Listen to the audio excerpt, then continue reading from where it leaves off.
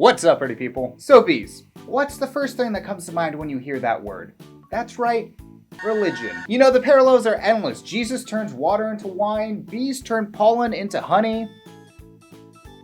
Do I need to say anything more? I'm sure when we were watching the classic Bee Movie, we all were thinking, where's all the religion? Well, lucky for you and me, that movie does exist, and it's titled Bible Bees. And when these bees come to your front door trying to convert you, you better say yes, because they will sting you. Now, the Bee Movie has a bee trying to bang a married woman, which actually happens more often than you would think. That's why I never buy flowers for my girlfriend, because you're just inviting the bees over. But Bible Bees, they do stuff different here. Where the Bee Movie tries to be a fun movie, Bible Bees tries to be a terrible movie. Don't believe me?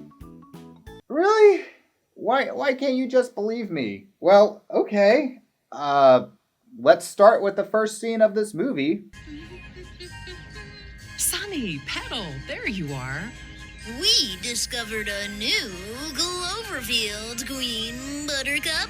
Okay, a lot to break down right off the bat. First off, yes, the bees do look like snot rockets from Gru's Minions. And then they have like the ugly Sonic human teeth, which, you know, was a decision. Second, those PS2 graphics of bees are the main characters, Sunny and Petal. And I feel like the movie goes out of their way to make these two just look as uncanny as possible.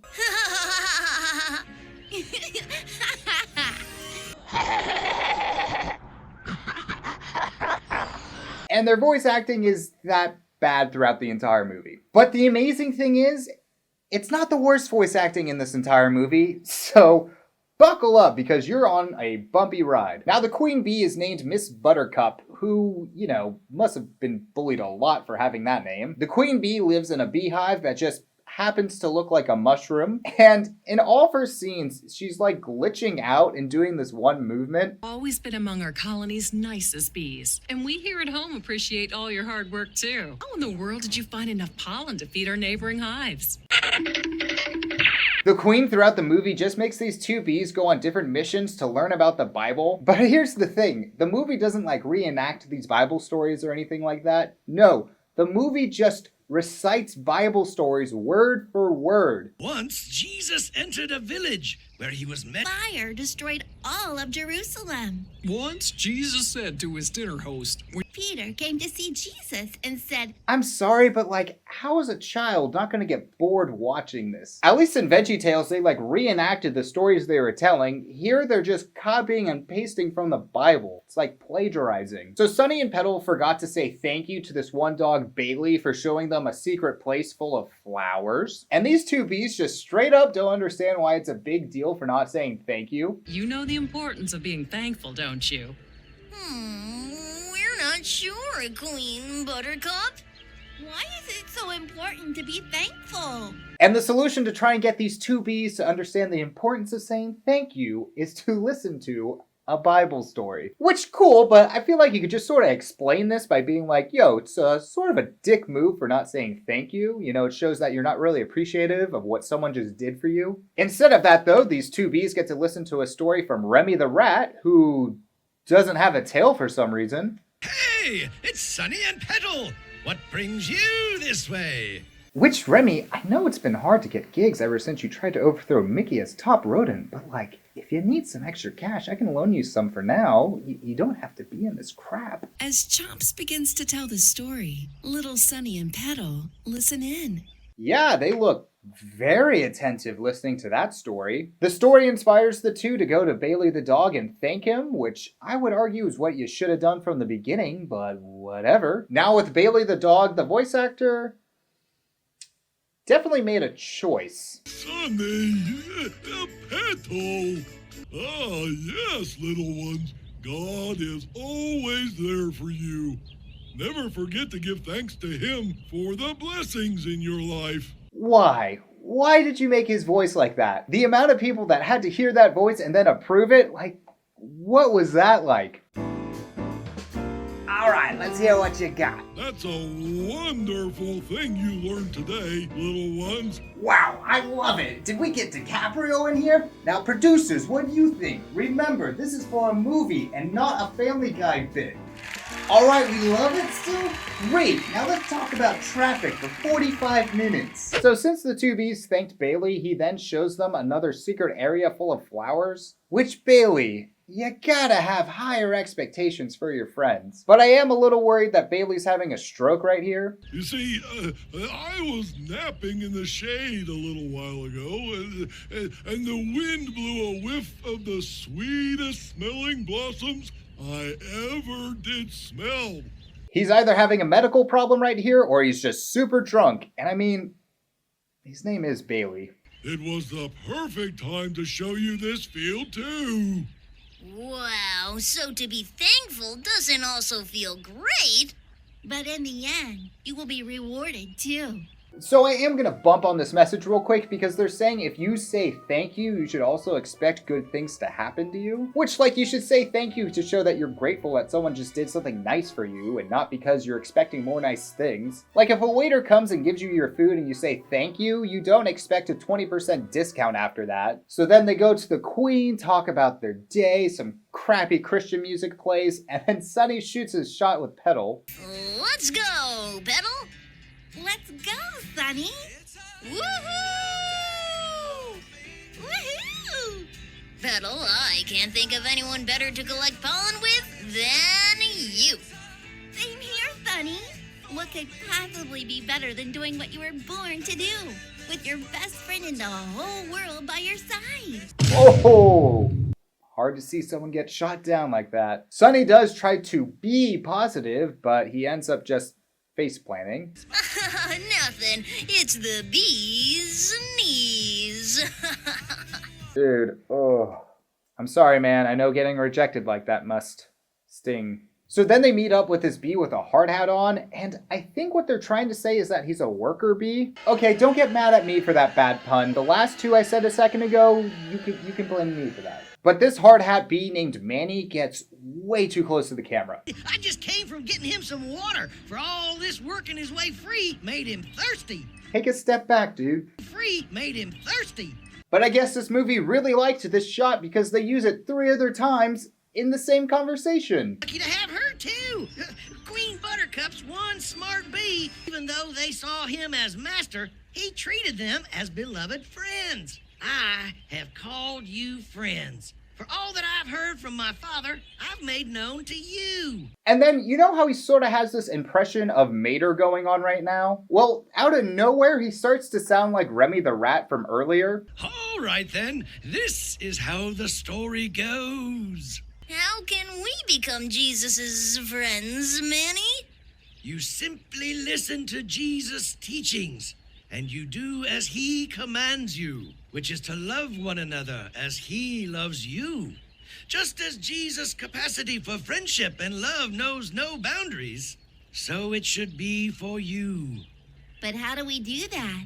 Just the way you did when you didn't hesitate to come help a friend in trouble. Like, what the hell, dude? You didn't even try to make it sound like the other guy. I also love this one line from Sunny where he finds out you can listen to stories about friendship in the Bible. But you know, some of the best lessons we can learn on friendship are found in the Bible. Get out. Can you tell us any? Dude, get out of here. There's no, you're messing with me. There's no way there's stories about friendship in that book. Really? Wow, Any stories about getting out of the friend zone in that book? So the whole reason why the bees are here is because one of their friends, who's a hippo, got stuck in a sinkhole and they came to help him out. But when the two bees show up, everything's taken care of. But the hippo's voice is something. We came as fast as we could. Are you okay? Sunny! Petal! What are you bees doing all the way out here? Alright, out of all the voices you could have gone with, why did you go with Crackhead Yoda? So the two bees did nothing to help this hippo get out of the sinkhole, but still scorn him for getting stuck in the first place? But, don't make a habit of getting into this kind of trouble, okay? For your own good. Like, f you guys, you did nothing. So the bees did literally nothing, and the hippo for some reason decides to help out Sunny and Petal. I have a reward for you. You do? I sure do. Follow me. What is this hippo gonna show these two bees, I wonder? Well, if you said dead body, you would be wrong. And you should probably go talk to someone. Thanks to their friend Muffin, Sunny and Petal have discovered another secret field. Another secret field. Like, are you guys even trying to find these spots? Because it's not like you have to run through platform 9 3/4 to get here. So now that this adventure's over, the two bees have to go on another adventure, and I'm just gonna let this clip play out. And I think you'll want to go on another adventure after this clip. Here we go, Petal! Let's go, Sunny. Woo-hoo! Yay!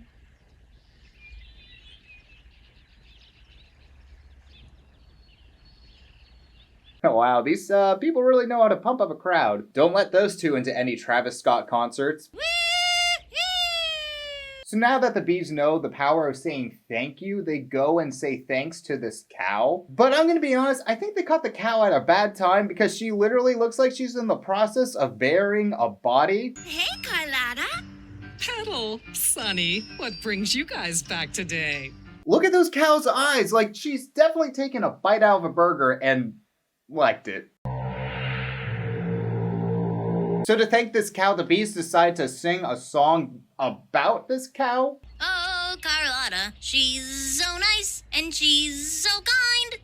She helped us find pollen, and she won't mind. If we fly off and don't say thank you or even please. 'Cause she's happy to give, that's how she is. Yeah, I can't believe Coachella can't book these two. So after singing a song as good as any DJ Khaled music, the bees then decide to dick around and not work. Today was such a fun day, Sunny. I loved playing in the field. It sure is a nice break from collecting pollen, I'll say that. So since they didn't get enough work done, they have to come up with a reason why they didn't get enough work done, so they decide to lie. I know. I didn't even know bees had the capability of doing such a horrid thing. But here's the thing, Queen Buttercup, she knows they're lying. My little bees, our other workers informed me that you were playing in the field all day long. Oh. Yo, who the snitched? Oh crap, did the cops flip the cow for killing her husband? Yo, these two bees are boned. The way these two bees react getting caught in a lie, I'm lost for words. Oh, I feel terrible.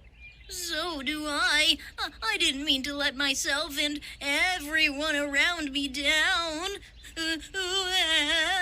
I didn't mean to hurt anybody, Queen Buttercup. Me neither. What the hell was that? Someone got paid for that take. That would be considered bad acting from a kid that lied. So now they have to go to like guidance counseling to figure out why lying is bad. Now look at this counselor B. Lenny. What do you think he sounds like? Well, whatever you think, you're wrong. Hi, Lanny. I don't know if you've heard. About you guys lying to Queen Buttercup? Yeah, I heard about it. I don't even know what to say. He sounds like a pissed off New Yorker who smokes too much. And this guy does not take any of these two bees bullshit at all. Great. Now the whole hive will think we can't be trusted.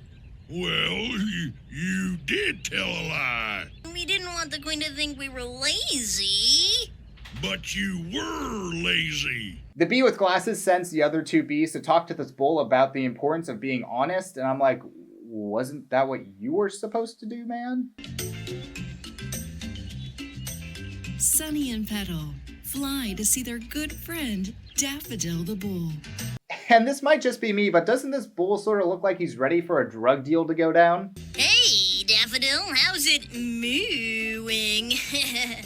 It's a mooing. Okay, little bees. Alright, I feel like a broken record here, but like, why?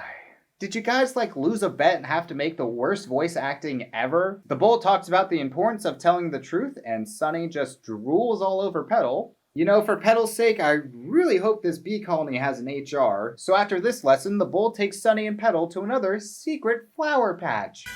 As a result of their genuine sorrow and regret for the mistake they made, Daffodil and Bull leads the little bees to a pollen-packed field of flowers. Alright, I'm sorry, these two lied about working and then get rewarded with another secret flower patch?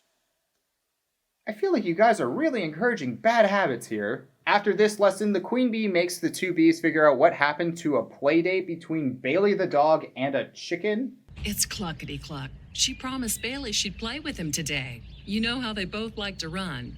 Anyway, she hasn't been around, and poor Bailey's very upset. Sunny then has some opinions about forgetting things. Why do you think she would leave old Bailey in the lurch? I think she just forgot, Sonny. Forgot? That sure seems inconsiderate. You, man, just because your dad forgot you at soccer practice one time doesn't mean you get to judge everyone else. So they go in and check on the dog Bailey, and I think this was supposed to be more than a play date, if you're catching my drift. Hey, Bailey, how goes it, buddy? Not great. It's been a lousy day. How are you guys? Yeah, sounds like he's hitting the Baileys again. Seriously, listening to him vent to these bees is, eye-opening. Maybe Cluckety Click got sick. Or slept in? With the way Reggie the rooster crows every morning? I doubt it. He's loud enough to wake up a stone. Yeah, a rooster waking you up after a night of drinking, never fun. So then they start talking about the chicken and have this one distinct story from her. Or that time she tripped over the duck eggs and broke them. Bro, what? This chicken just casually killed baby ducks? Like, what the f? The ducks were so mad, but then we gave her some bee wax so she could stick them back together again. Could you imagine if you were the duck's parents and you see this chicken just murder your children and then try and glue them back together? Like, oh, what the fuck? Thanks for trying to cheer me up, but it's just disappointing, that's all. You think you know someone and then something like this happens. I know dogs and chickens aren't supposed to have a lot in common anyway, but Cluckety's been a good friend. I guess she just doesn't feel the same way. Okay, he's definitely trying to get with her, right? Like, I'm not reading into this. Bailey, you dog. Sunny's gonna be really jealous of you. So they go to the chicken, call her out for not hanging out with Bailey, and honestly, I think she's been drinking too. Funny you mentioned that, Cluckety, because we heard you were supposed to go out and play today. Today? No, we talked about playing on Thursday.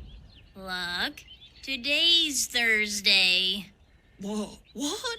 No way. Yeah, you know, the days just sort of blur together when you've been drinking them away. The chicken and the dog set up a new play date, and everything's fine. So now we have the last lesson, or, you know, whatever we're doing at this point. They have to find this elephant because he got into a fight with Remy the rat. There he is. Hey, big guy, how's your trunk swinging? It's not.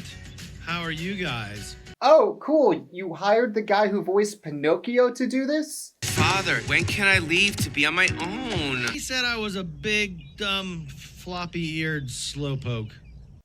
Cool. So the elephant stepped on the rat's non-existing tail and got mad about it. This is the main plot point for this section, and when they meet up with the rat, he still doesn't have a tail. Did anyone check this? Like, the elephant has a tail. Like, you couldn't add a tail to this rat? But at least in the last scene where the elephant is apologizing to the rat has a tail, so... Did you mean like you stepped on his rat tail from his hair? Now we have the final scene of the movie with the queen bee. We sound like superheroes. We should come up with a name. Bee Squad? What about B-Team?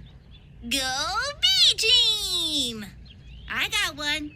How about Bible Bees? Love it! No, they didn't do that. They didn't just do that. Wow, this really is the terrible rip-off bee movie made for Christians. My God, this movie is bad. But luckily, that's where it ends. I'm sure you're thinking, wow, how did this movie get made? And my theory is money laundering. Yeah, Walter White needed to clean his money somehow, and his best idea was to make a shitty Bible movie. And I'm only like half joking about this. Like, there's nothing in my head that rationally says how this movie got made. But that's it for today, and as always, if you like what you see, you know what to do. If you like this video, click this video right here. I hope this is where it's gonna show up, and I'll catch you on the next one.